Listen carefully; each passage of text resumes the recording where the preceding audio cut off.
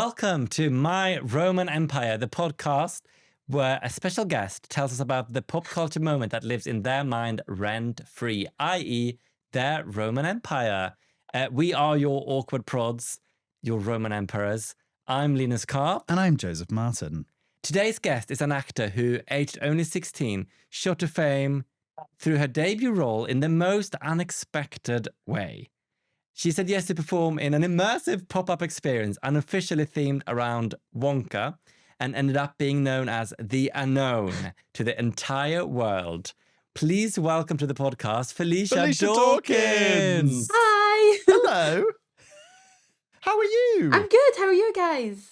Yeah, we're very good. Thank you. We're so happy to have you on here. I can't believe we have the actual Unknown on our podcast. I also can't believe it's 2 years since it all happened. I mean, it's obviously we know each other already, and I'm sure that the listeners know plenty about what happened. But I feel like we should introduce the listeners to the concept of what actually went on, right, Linus? Yes. Well, I mean, in February 2024, so at the time of recording, 2 years ago, in Glasgow, there was an immersive experience called Willy's Chocolate Experience, and it was announced to be taking place over a weekend. Yep. And they announced it, and the website was full of very AI-generated artwork. It became very popular online. We're gonna get to all of that, but I feel like let's uncloak the unknown. Let's talk about actually like the amazing person behind the unknown, Felicia Dawkins. So, Felicia, do you want to tell us a little bit about your background, your life before becoming the unknown? The unknown. What was that like? Where did you grow up? What was life like? Yeah, well, before the unknown, I was pretty unknown myself, I think. I grew up single mom, my little brother, it's just us three, and always had a really keen interest for acting. And then when that popped up, it was like it all fit together perfectly. I loved acting. It was a job. It was perfect. And then obviously it all skyrocketed, all that stuff happened, and now here we are. Yeah, 2 years on. So I discovered today in advance of the of recording the episode with you, I read the piece that you did with the New York Times, no less, at the time, and I had no idea. So the reason, so you were in the Scouts, and that is part of the reason why you took the Wonka job, right? Yes. So what was it through the Scouts that led to you taking this job? Yeah, so I was at Scouts and there was a trip to Norway. It was called Roverway, but it was like $2,000 and my family were pretty poor. So we had to think of fundraising ideas, and that opportunity being a paid job as well was such like a massive thing. I just couldn't say no to it. So I was going to use that, like what money I would be paid for that, to go towards Roverway. And then I didn't get paid at the time, but then obviously I was able to pay for it. So that was good. I was going to say, so you got to go to Norway, yes? I got to go. It was amazing. That was my first time going abroad as well. It was quite scary because I wasn't there with like my mum. It was like just a bunch of people from all over the world, but it was so much fun. It was amazing. How long were you out there for? 2 weeks. I mean, as a Swedish person, I'm very happy you went to Scandinavia, even if you went to the wrong country. But what was Norway like to you? It was so beautiful. It was so weird to see. This is such a random thing, but seeing the sky at nighttime with no like light pollution, it was so beautiful. Seeing all the stars out at night, that was like one of the highlights, honestly. It was so great. Yeah, I've never been. We've been together for 11 years, and obviously say you're from Sweden, but I've never been to Norway. I haven't been to Norway since I was a child, but it's extremely expensive, even for a Swede. Well, I mean, obviously, Felicia wouldn't have got there if it wasn't for Wonka. Yeah. So, No, exactly. We're indebted to Wonka. And I think the thing that interests me about the Wonka experience was it was at a point where AI in its sort of existence at that point was still quote unquote relatively new to us, and like a bit kind of exciting. Like the widespread use of AI was very new. Precisely. And so I think, when you look at the marketing materials that the company for the show you took part in put out, and it's clearly AI generated, and there's, words in it that don't make sense or are completely misspelt, etc. Cartshit tons, etc. Did you So obviously you I remember reading in the interview that someone, it was like someone who knew someone was running the event and suggested that you might be a good fit for it. Did you have a sense, how long before the event were you given the script for The Unknown? Well, I got given the script the night before, but that was before I knew I was going to play the unknown. At that point, I still thought I was playing like the Willy Wonka. But at that point, No way. Yeah, I hadn't really clocked it at that point that it was something was off about it. It was like the day of when everything had been set up and I had the script, the costume. That's kind of when it hit me, when it was like something isn't right here.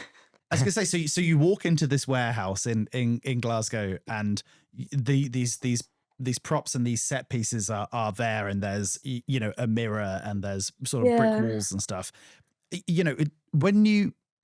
How did that feel when you walked into that room? Was there a sense of like, well, this is going to be weird, but maybe it'll be okay, or was there like oh no, what is about to happen? Well, at that point, the night before, they still said like loads of more set was going to come in. So I was like, okay, they'll pull this through. Like I had no reason to not believe them. But then when it didn't, that's when like the heart dropped. Like that horrible sinking feeling you get like in your stomach. That's when it hit. It was like, I don't know. It's such a weird feeling to describe, being there and seeing like what you have to work with. It was so strange. Yeah, because this was also your first professional acting job, wasn't it? First ever job. I mean, what a way to start. Yeah, so you don't really have anything to compare it to. So it must be very weird. We're like, is this what it's like normally? You're part of a very, very exclusive club of people who were quote unquote in the room where it happened. You actually, because the rest of the world experienced this thing through photos and video clips on social media, but you were actually stood in that warehouse. And I can't imagine what that must have felt like. Tell us a bit what it was like being there. The only really like memories I have of that day is just being behind the mirror and texting my mum when everything was like going wrong. I was like, Mum, I don't know where everyone is. People are coming through. I don't know what to do. That's like my main memories I have of that day. And I've still got like videos and pictures of like the police and stuff. And I remember people coming up to me and saying like, I want a refund. But I was like, I don't know what to do here. I have nothing to do with this. But that's like... Yeah, you were 16, right? Yeah, when you did the job. 16. And had only been given the script the day before, had been cast as a character which doesn't actually exist in like, the Wonka world. The world of Wonka. So the show itself or experience itself begins, and a couple of groups start coming through. And am I right in thinking the first few groups that went through, you did actually sort of deliver the script, quote unquote, as much as you could, right? And then it all sort of went downhill after that. Yeah, that's what happened. At first, the first couple groups were going through nice and smoothly. Like there was kind of not really a story, but it was flowing. But then after like a couple minutes, it was just everyone was coming in, people were disappearing, and that's when it started to go down. And there was a point where you were told, look, just abandon the script and just let people sort of free roam. Yeah. It was the person who organised it was like just going about saying, shut down. And I thought like, I don't know, I thought there was a fire or something. We had to get evacuated the way he was saying it. But yeah. I don't know, everyone, at that point, it was just absolute chaos. Everyone was just like running about. It was weird. I'd forgotten the police were called. You saying like you got videos of the police being there. I'd completely forgotten that was a thing that happened. And yeah. And what was it like? Like, I mean, we've seen some of the clips online, obviously, famously, but what were the kids? Because you're quite a scary character. Like, what were the children's reactions to you as the unknown? Well, there was loads of different reactions. Most of them were scared. A lot of people were crying, but that was not my intent. And I feel so horrible thinking back of making little kids cry. But there were some people who were like, who thought it was really funny and like were getting pictures and stuff. And some people were trying to scare me back, which I thought was quite cute. But majority of the audience were like, who is this person? Why are they here? Especially when the script got abandoned as well. It was just like you walk in and see this this masked man behind the mirror, so it made even less sense. So it was, yeah. The mirror is my favorite part of this whole thing. It's like hiding behind like a wall or something is one thing, but why is she behind a mirror? And especially when you abandon the script. Not that the script made much sense, but then you're just there scaring kids as a character who's not in the Wonka verse. You're just scaring kids for no reason. Oh, it's so. And do you remember? You might not, which is okay. But do you remember how much the tickets actually were for the people who bought tickets to come and see it? I want to say they were £35. £35. God, I can't believe I forgot that. Yes, we'll get on to. Yes, we have much to say about how we actually then came to meet. So and then after, as this experience was wrapping up, how I guess first of all, how did that feel? Like when the police were there, it was all shutting down. What was the feeling then between like you and your castmates? Well, me and the castmates had left before the police showed up. We went off to a pub to go like debrief about what happened. I had a Coke. I was 16. I wasn't underage drinking. And then when we came back, that's when all the police vans were there, because we were walking past and we seen a police riot van and we were like, haha, imagine that was for us. That'd be quite funny. And then we get to the building and it's like there's loads of them sitting outside and we were like, is this real? Like, we were so in shock that like it had escalated this much, because we were like, why are the police here? And it's because like people were breaking in and wanting a refund. Like those people wanted their refund. I was gonna say it's camp that the police were cool, but like I wasn't there, but it doesn't seem to me like any actual crimes occurred. Yeah, we're obviously being people wanted their refunds and stuff, but nothing illegal was going on. But for the police to be called to turn up in a riot van makes it even camper. And so this whole insane day happens. It's supposed to be for a weekend, but you end up doing one day. How soon after the end of the event itself did you start to get a sense of how viral it was going online? Oh, well, I had no idea. On the way, my mum was driving me back home and we're just like, that was weird. And then I think it was like the next day it was on the news. It was either the day or the day after that. It was like on STV News. And I think that's when it kind of clicked for me. I was like, this is crazy. And then I started getting stuff on my TikTok, and that was when it started getting more real for me. Because like seeing myself on a TikTok that wasn't really me, that was like a character, that was the part that made me realise, wow, this got really big. That must have been a really special experience. And also because you were masked in the role of the unknown, there were quite a lot of like speculation about who the unknown was. And it took a little while before you came out as the unknown. Well, like, what was that period about where, like everyone was talking about the unknown, but people you hadn't were making actually made TikToks yourself claiming that they were the unknown, right? Like what, how, and so from between the event happening to you revealing yourself as the unknown, tell us about that sort of period and what that was like watching it online. That period, that was such a strange period, because only like my closest friends knew at the time. And some of them were like, oh, like you have to come out on TikTok and Twitter and like tell everyone. And I was really in 50 minds about it, because some people were saying I shouldn't come out because I'll probably get hate, because people thought that the unknown was the person who created the whole experience, which it wasn't, by the way. Right. So I was getting very 50-50 advice. So I was very, I don't know, that period was kind of dread, but it was like dread in a good way. Like I was happy that it was bringing people joy, that they could laugh about it back. But I was also scared, because I was scared people would hate on me. So I was it was very like 50-50, my feelings at that point. And what made you actually decide to reveal yourself as the unknown? There was lots of people on TikTok pretending that it was them, and it was making me more mad because it was grown men. Like if it was someone my age, like me, I'd be like, okay, fair enough. But it was grown men taking credit for a 16-year-old girl's work, and that really bugged me. As if it wasn't clear enough that men are the enemy in society. Yeah. Claiming the work of a 16-year-old girl of but originating an iconic character. No, I'm not having it. And when you recorded a TikTok video announcing, basically taking off the mask, which was really iconic and obviously got shared internationally. What was the reactions to that like? Oh, that was mental. I got loads of support on it. Like I posted it and then I put my phone away. I was like, I can't look at that. I'm really scared.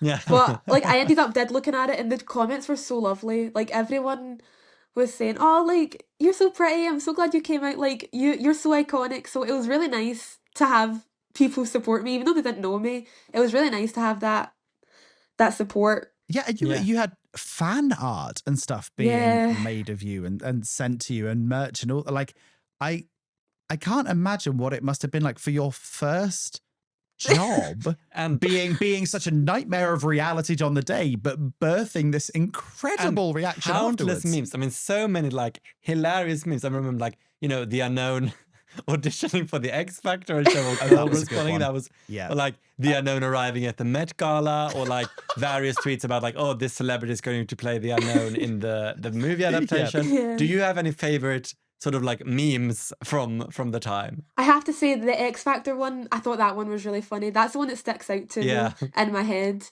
The X Factor one. But there were so many, I can't even remember them all. But I have like a whole folder saved of them of like the best, funniest ones that I found at the time. But which is so it's so good to be able to keep mementos of that that kind of time. And also that's something so, terrible in many ways actually led to something so like funny and brought so much joy to so many people, and that you can see the joy in it as well, because also I feel like what's great is that you and many of the actors, like when you see the clips, you're like, there's no blame to you obviously about the experience. You are actually just doing, under the circumstances, an exceptional job. Have you reread the script since the event? I've not. I've took little skins and scams back 2 years ago when it first came out, but I've not looked back on it. I don't know if I'm ready for that yet.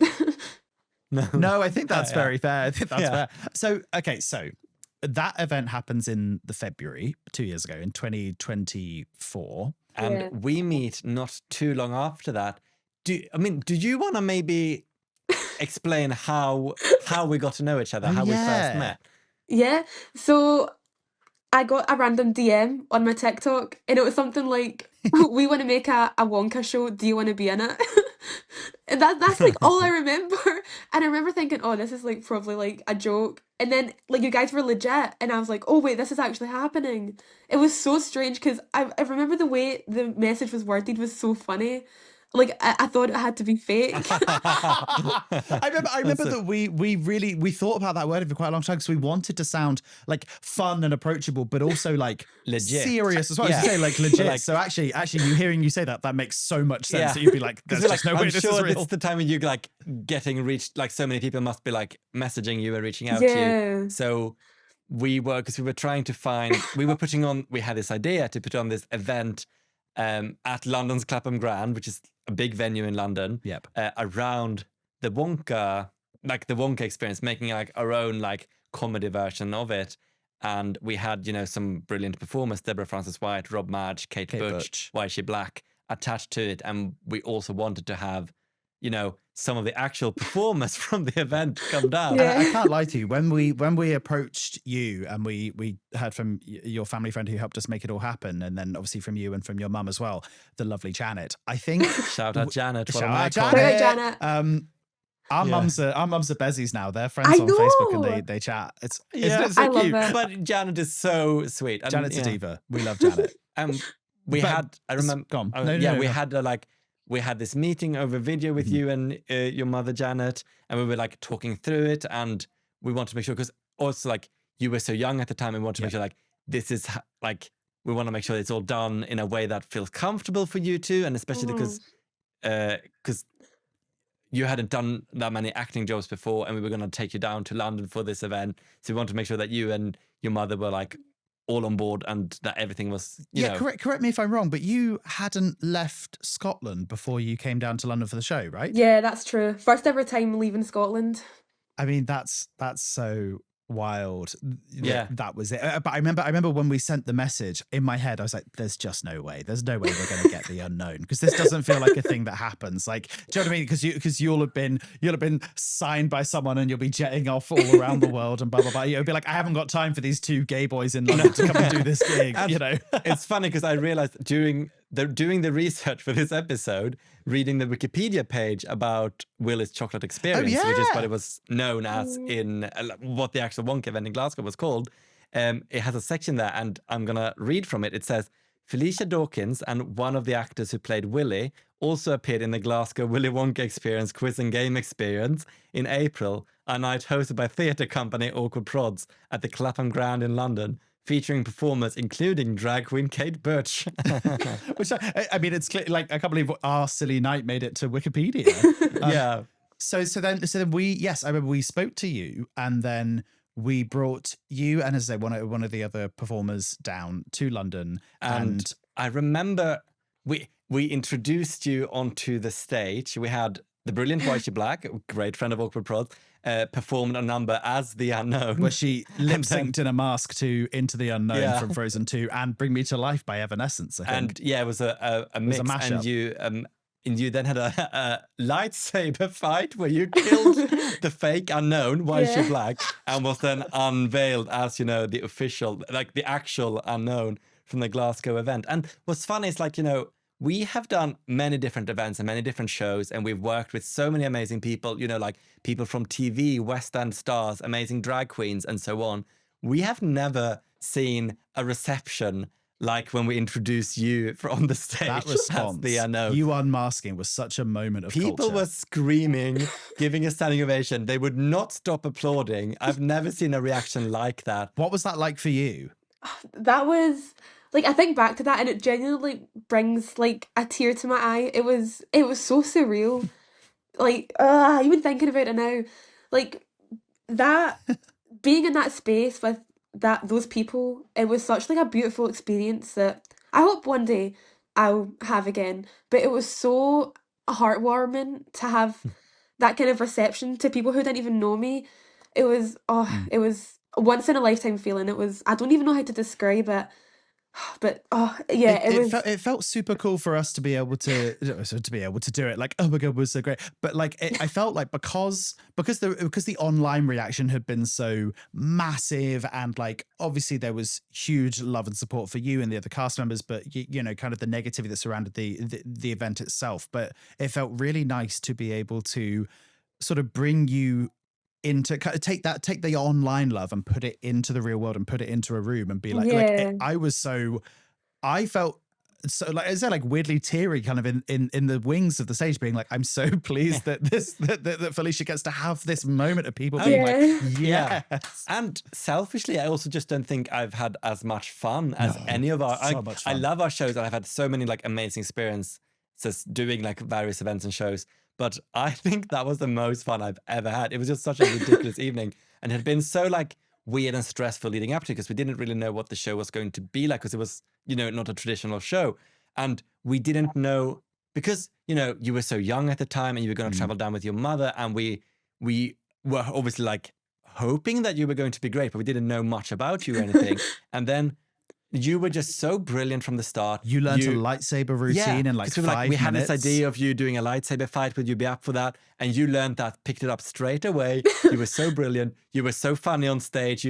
We had a Q&A with you, which was like amazing and hilarious. And I think like we were just so impressed with you as, a performer. People that are listening or watching this, I don't think you will. If you need a young actor for your projects, I don't think you will find people more professional than Felicia Dawkins. We were so blown away with so how quick, you were so on naturally that day. talented, and just like absolutely so brilliant. We don't really we don't fangirl over people very much, but we are such massive fans of you. We cannot believe that you became part of like our world and our circle as well. It's such a quite selfishly a way to like have this big silly pop culture event that happened online, but also like find a little part of it to claim for ourselves. Do you know what I mean? Like, not many people can say that they know the Unknown. Yeah. Do you have any other, apart from, obviously like getting your amazing reactions when you first entered, do you have any other memories from that night that stands out to you? I do. I remember when we did the love advice with the Unknown. Yeah. That was like one of my favorites.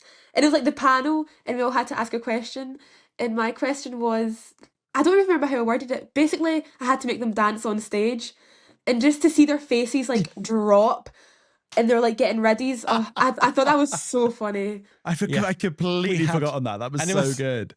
it was our friend Lauren who was and still is actually single. As far as we know. So Lauren. yeah, as far as we know, who we were trying to find a partner. Like we'd obviously spoken to her in advance to make like a silly bit. People pitched a and date. we yeah. had you and Deborah Francis White and Washi Black dressed as USNO, Yeah. giving advice and helping us pick like members from the audience who auditioned to win a date with Lauren. There was this girl who was, brilliant and ended up winning the thing, and they never actually had their date. So It was to go to see the Guilty Feminist live. Deborah, because Deborah was tickets. like, "We'll give you tickets, we'll give you a drink at the show," and Never they still actually didn't go. happened. So They we're like, didn't. "Come on, guys!" But you gave great advice. No, I know. Yeah. Let's make it happen. 2 So years on. we need to make that happen. Yeah, 2 years on. But we weren't the only reason that you were in London. So what else were you doing in London when you were there? No, I also got asked to do the London Dungeons as well at the same time, which was that was a whirlwind. That was crazy.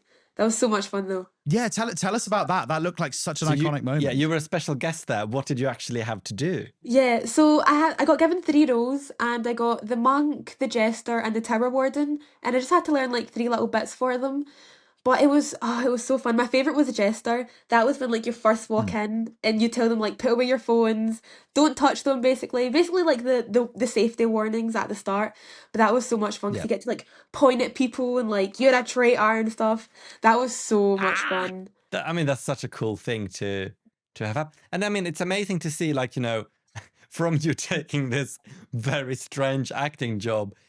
In Glasgow, you've been able to be a special guest at London Dungeon, perform at Clapham Grand. You've had documentaries made. Yeah, documentary crews follow you around. Yeah. And you've had a profile in New York Times, which is unreal. So iconic. Also, those photos of you are so good. Like there's a photo of you sitting in like a window ledge, and then the photos of you getting the makeup done for the London Dungeons. Like such an iconic profile. And what do you find are sort of like the wildest things to have happened thanks to or because of the unknown? I think getting invited to like London, like when I think about that, when I actually think about it, I'm like, that is so crazy that this one-time event that I said yes to in February made me come to London, and I'm now performing in front of loads of people. I think that is so strange, like when I actually think about it. And like I said this before, but all the fan art as well. Like the fact that people take time out of their day to make it and like post it, I think that's so crazy. And so what has happened in the 2 years sort of since that has happened? Bring us up to speed with what Felicia is doing now. What's happening for you? Where are you at? Lots of shows. I've been doing lots and lots of shows. But right now, my main focus is just my education right now. Oh, yeah. Great. I was going to say you have your A-levels, but in Scotland, that's obviously slightly different. But I don't know what the final exams you do are in Scotland. Your hires, or is that GCSEs? No, yeah, hires. Or advanced hires, yeah. And so you're doing acting. How's that going? That's great. Right now we're doing Antigone in my college, and I got cast as Antigone, and our performance is really soon, so that's really exciting. Leading lady. And are the tickets open for? Are they open? Is it just for the school, or can people actually come and see it as well? People can come see it, but we're limited to like 3 tickets per person right now, unfortunately. Oof. I know. Oh, even when you're the lead. We'll just have to wait for the West End transfer. Yeah, exactly. And in terms of performance, are there any specific roles or, themes, genres that you are especially keen on or that you prefer performing? I know we're going to be talking about this later, but I did The Great Gatsby in June, and that's been my favourite role I've ever played. I think just playing such like a delicate woman, if you can call Daisy delicate, but I think that was definitely my favourite role. Something more real, I think. More... I don't know. She's quite a hard more one real to than play. the unknown. Yeah. I don't know what you mean. Not hiding behind a mirror, not wearing a mask. Yeah. Oh, well, yeah. So this seems like a good time to talk about your Roman Empire. People will probably be able to guess what it is. But if you would please say hello, my name is, and give us your name, and then say my Roman Empire is, and reveal it to us. Okay.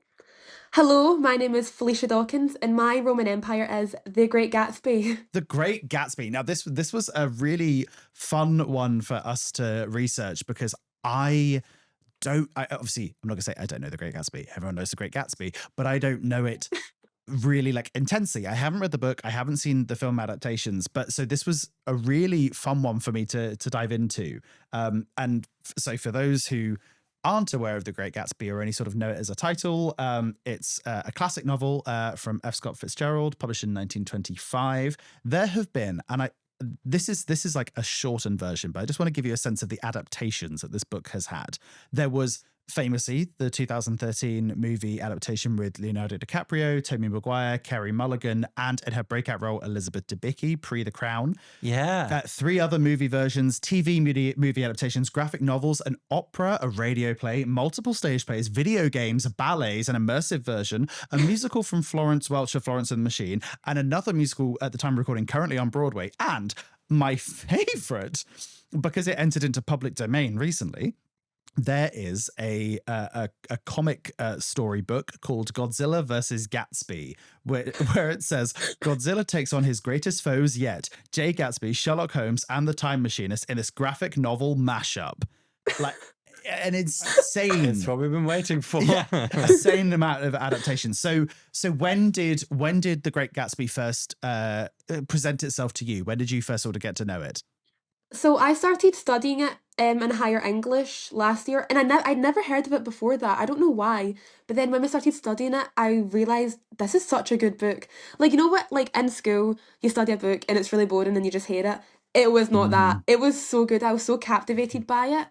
And then it was so weird because a couple months later, my theatre school announced that they were doing that as their summer play. And I thought, like, this is too weird. This has to be connected. So I think that as well just made my love grow for it so much.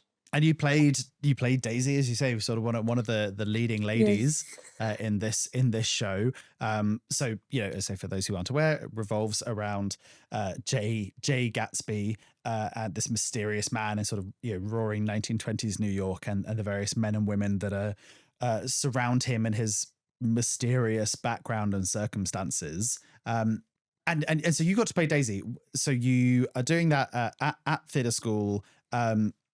How was that to delve into, as you said before, this kind of slightly more delicate character, but this like a chunky role? What was that like to get into? I thought it was definitely much easier because I was studying it in English, so I kind of had a good understanding of how Daisy was. But it was really hard because before I got cast as Daisy, I didn't like her because I was a huge Gatsby supporter. I go by a man who yearns is a man who earns. And Gatsby didn't earn in the end. Spoiler alert, he didn't. So I found it quite hard. Spoilers abound. Spoilers abound of a 1925 book. The book is 100 years old. I think we're good on spoilers, yeah. So then you ended up doing an about turn and you became a Daisy fan. So what was it about her that made you be like, oh no, actually, I feel slightly differently about this? I think there's a part at the end where they're in a plaza and she's like torn in between her husband and Gatsby, and I think at that moment, if I felt really, I don't want to say connected to her because I can't relate to her in any sort of way, but I don't know, like I delved deep down and was like, if I was a woman in that period, like what other option do you really have? So I guess like the sympathy kind of came out of me, and that's why I became a fan of her. Do you feel like there are similarities between Daisy and the Unknown? Not at all. I think there are between the Unknown and Gatsby, though. I think the Unknown is definitely a pining person. I think they pine for their love. Oh yeah, a mysterious millionaire. Yeah, I reckon. And so since studying it in English and then doing the play, have you seen any of the other versions? Have you watched the movie? Have you read any of the various sort of versions? Like, how else have you absorbed The Great Gatsby? I have watched the movie probably over 100 times, especially when I was doing the play version. I would have it on in the background and just keep replaying it and replaying it and replaying it. So I could probably say the script like in my head. That was a difficult time. I knew that movie. But I also watched the Slime tutorial on YouTube, the musical on Broadway, and it was very, very good. Yes, it's running at the moment. I think it was amazing we ended up with sort of 2 musical versions at the same time. Once. Yeah, imagine 2 musicals about the same thing. Yeah, no, it could never happen. Obviously, one has to come out on top. Presumably, you must be a big fan of the movie, having watched it that many times. Like, I so remember the movie coming out because it was such a big pop culture moment, and especially like, I mean, a Baz Luhrmann film is always going to be like a pop culture moment, but it had like this amazing soundtrack, and there were so many artists like, you know, Beyonce, Fergie, Lana Del Rey, creating music for it. And Young and Beautiful, I mean, being a big Lana Del Rey fan, her creating Young and Beautiful, which is sort of like the main song from it, was such a big thing as well. I don't really have a question. I'm just talking. You just like Lana Del Rey. But also, you gave me, I'm so pleased you chose this because you gave me a piece of pop culture knowledge that I didn't have, which is, and I'm sure that people are going to, when they hear this or watch this, they're going to throw things at me because I had no idea. That throw tomatoes at the screen. Yeah. Yeah.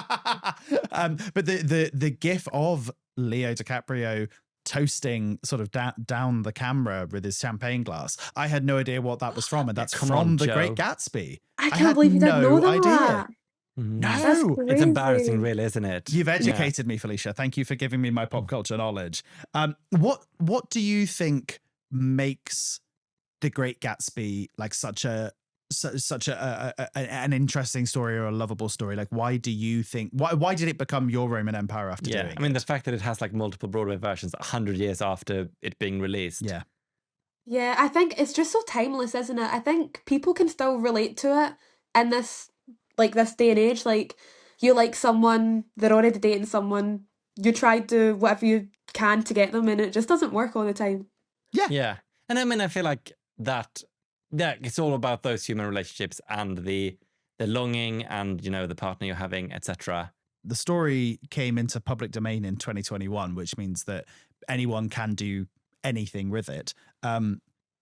Where if we have to keep all the characters as they are, where do you think the unknown would slot into the story if the unknown has to appear as a character? I think, that's a good question. I think the I'm unknown... not sure it is, but thank you. No, I think it's really good, actually. I think the unknown, you know, Myrtle Wilson? Oh, yeah. I think he'd be a kind of Myrtle Wilson character. If you can see what I'm saying.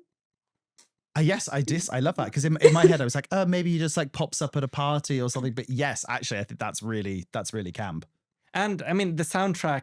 Do you have a favorite song from the soundtrack? Having watched it so many times, you know, will.i.am, Sia, Lana Del Rey, Florence and the Machine, like so many artists, Beyonce contributed to the soundtrack. Do you have a favorite song?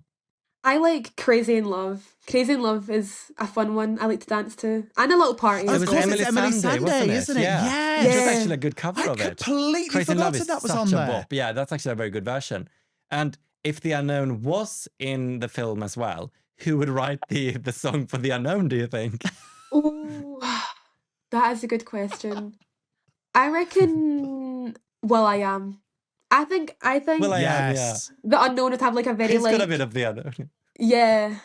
That kind of like, yes, actually, you know, I really see that. I think like, and when The Unknown inevitably auditions for The Voice, will.i.am will be The Unknown's mentor. I feel like Gaga could do it as well. She could do something like Gaga in her like current era could do something like spooky for The Unknown as well. I mean, obviously, I know. Oh, sorry, I know we've talked at length about The Unknown, but like, I like this. You know, obviously, your Roman Empire is Great Gatsby. Our Roman Empire is you. Like, obviously, we're 2 years down the line now.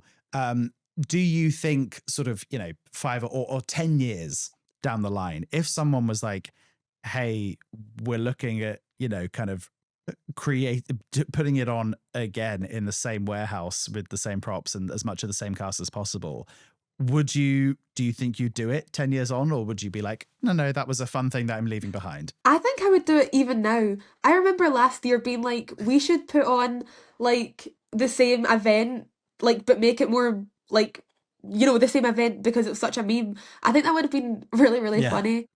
But yeah, I think I still would. I think people would come now. I think people would go as well, just to experience it in real life and not just over the internet. I think it was fun. Like, looking back on it, even though it was so chaotic, like, it was a really funny time. I can't deny it. So I think I would, I would go back. Actually, there was a Gatsby immersive experience that went for years in London. So maybe we're just missing combining the two. Yeah, exactly. And like any event producers listening, let's make this happen. We're event producers. Let's make it happen. Why don't we just do it? Yeah. Someone want to fund it, please? Anyone watching, listening, thank you. Do you still have the Unknown mask and cloak from the event? I do. Yeah, they're hanging in my room. Oh, that's so good. Has anyone ever offered to buy them off you? Yeah, there was a lot of people from my theatre school that were like, "Can I buy it off you?" And I was like, "Oh, you won't want it. Like, it smells really bad." Yeah. And there's also people online who were like, "Can we pay for it?" I was like, "Oh, sorry, no." But yeah, people Yeah, but have also asked I to feel buy like it. it's an iconic piece of pop culture history. And it probably will only like increase in value because I know some of the like the backdrops and you know the sign even to saying it had closed down all auctioned off for went on charity. auction for charity Yeah, and they they raised quite a did. lot of money. So I'm sure like the actual unknown mask would go for like I feel like I'd be a the lot same of as you. money. I don't think I'd be able to let that go. I mean, it's Yeah. as I say that it's also such an iconic image. There's something about the fact that it just being like a a mask sort of bought off Amazon or whatever, but it has such a specific look that is so like I can't imagine. Yeah, I love it. I love it. Don't ever get rid of it. Don't ever get rid of it until we want to buy it off you for millions and millions of pounds. And to tie this up with Yes. With your Roman Empire as well, The Great Gatsby. In your like, how do you feel The Great Gatsby has affected your life? Oh, oh, that's a good question. I think I don't know. I feel like this is kind of weird, but in more media I watch, I feel like The Great Gatsby is everywhere. Like it's always mentioned in like TV shows, movies, and before I didn't even notice it, but now it's like The Great Gatsby mentioned, The Great Gatsby mentioned. So I feel like I notice it more. I don't know if that's a fair answer. I just, yeah, I No, I noticed think it. I think that's absolutely fair. Do you think having played Daisy now and getting to play that kind of different style of role, has that influenced the kind of roles that you would want to do as an actor? Like, do you want to do more of things like Daisy, or are you like, okay, that was cool, I'm glad I got to do it, but like actually I want to go in a different direction? Yeah, being cast as Daisy definitely, I feel like it broadened my acting capabilities, but because before, I was usually like the guy or the boy. I wasn't, that was like my first feminine role. And after that, I've been given more girl roles, which is fun. I'm doing Midsummer right now and I got cast as Hermia. So I think that's really exciting to play more female girly characters. Yeah. Yeah. I agree. I love playing female characters. Yeah. Felicia, this has been such a dream. Yeah. Thank you so much for taking part. If people Thanks for want inviting to me. find out more about you online, keep up to date with what you're doing, where can they go? Where can they find out more about you? You can find me at felicia.wishes on TikTok, Instagram, basically anywhere. Mostly TikTok though. Excellent. Or a warehouse in Glasgow surrounded by Or a fake warehouse in lollipop sticks Glasgow. and candy canes And things. crying children. Yeah. Yeah, just scary children. Behind the mirror as well. Yeah.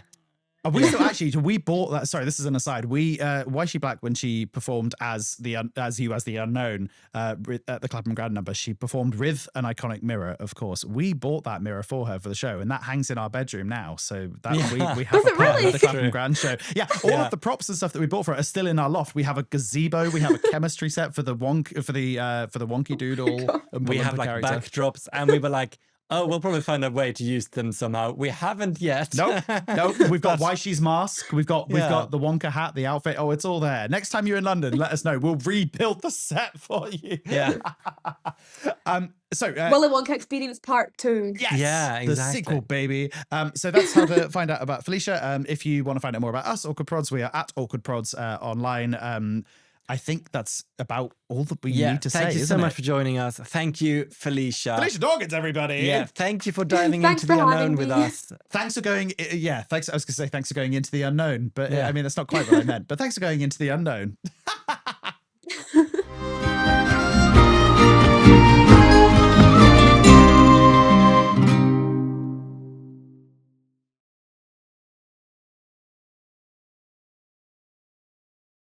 So, Felicia, this is lovely, but please stop talking because we might know that you're the unknown, but I'll tell you what is not unknown, the sponsor for today's podcast. Let's hear from them.